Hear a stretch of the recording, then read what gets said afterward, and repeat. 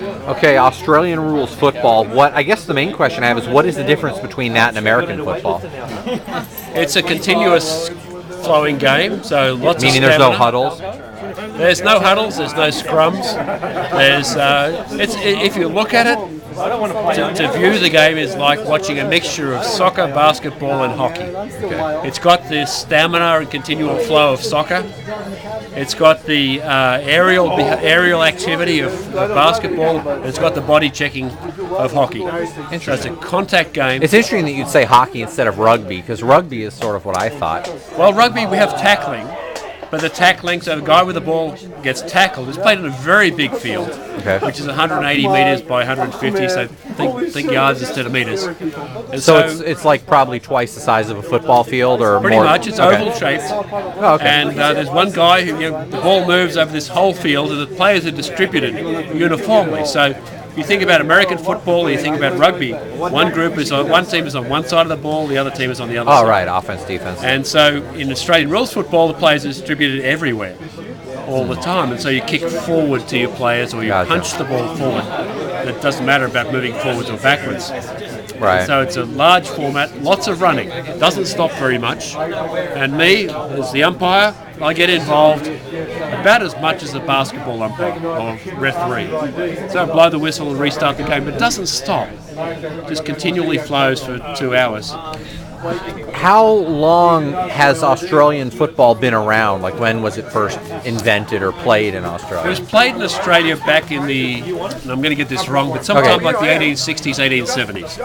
Whoa. So it's quite old, and it has aspects of rugby, aspects of Gaelic football, aspects of other team sports.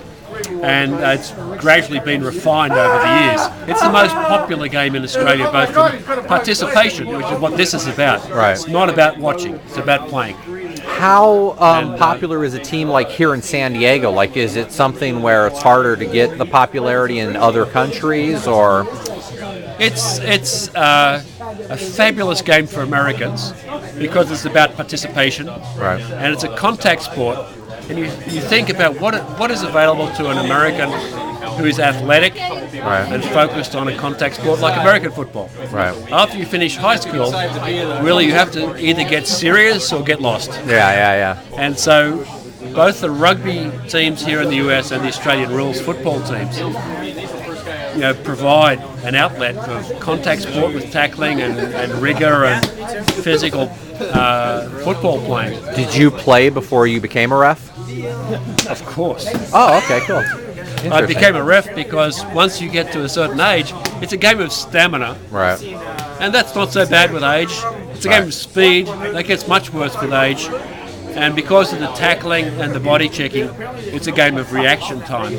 And so once you get too old, you can't get out of the way fast enough, and it's not very good for you. Interesting. Where do you guys play in San Diego?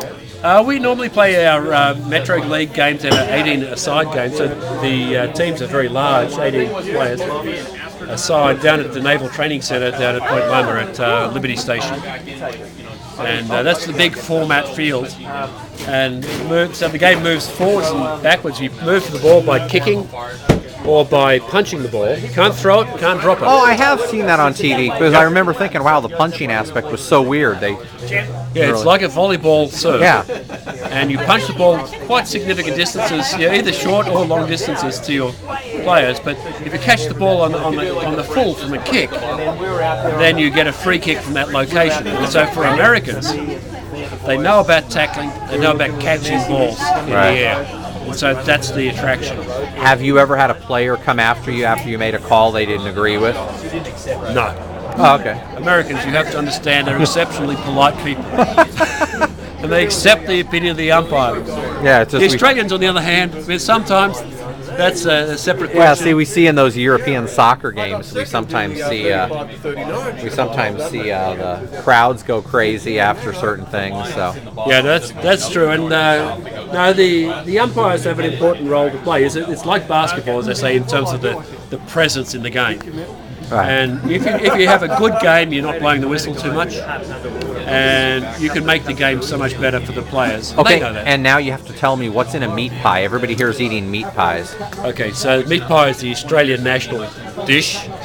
It's a pastry case, so like a pot pie size, Okay. handheld pastry case with meat. We're kind of, let's keep this a secret between ourselves, just between you, me, and the video camera, that the pies we have here, the Jan Cooks, are really somewhat better than you would get in Australia. Oh, okay. So this is just to hoodwink those Americans that think these things are really a culinary delight. And so football and pies go together. So actually there's a commercial that used to be played here in the US of baseball, hot dogs and Chevrolet cars, I think was Right. the The commercial. American, In Australia it was football, meat pies and Holden cars, which is a different GM brand. And so yeah, this is the connotation. Cool. All right, that works. Hey, thanks for your time. Pleasure. He's sensational. I smell the meat pies being eaten like right it? now. No, I just